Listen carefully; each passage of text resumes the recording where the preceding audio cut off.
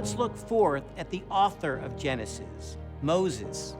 The first 5 books of the Bible, Genesis, Exodus, Leviticus, Numbers, and Deuteronomy, are known as the Torah, which means law or instruction. They're also called the Pentateuch, which means the 5 scrolls. They're also known as the books of Moses, since Moses has traditionally been identified as the author.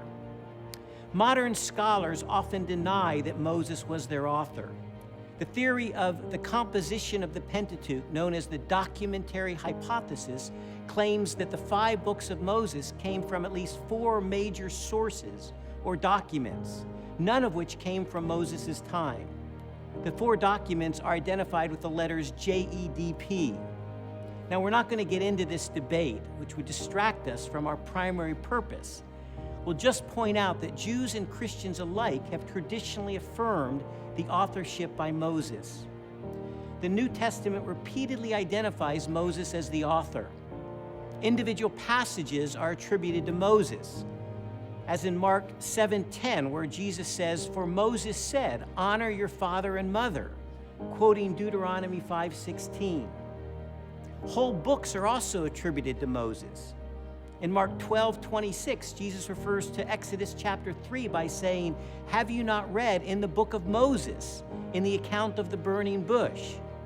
And the 5 books as a whole are identified with Moses. In the account of 2 disciples on the road to Emmaus, Luke writes in Luke 24:27, "And beginning with Moses and all the prophets, he explained to them what was said in all the scriptures concerning himself." Moses and all the prophets is a shorthand way of referring to the Old Testament, with Moses referring to the 5 books of the Pentateuch. Now, I should qualify this. Nobody doubts that there was editing that took place after Moses' time. For example, Genesis 14:14 says that after Abraham defeated a coalition of kings in battle, he pursued them as far as Dan, the city of Dan. This name Dan is an anachronism, since the tribe of Dan did not occupy that area until 800 years or so after Abraham and several generations after Moses. A later editor clearly added the name so later readers would know where he was referring to. It's like if I said several Native American tribes lived in San Diego County hundreds of years before the Spanish arrived. That is an anachronism, since San Diego County was not called San Diego until after the Spanish arrived. A second example of this is Genesis 36:31, which reads, "These were the kings who reigned in Edom before any Israelite king reigned."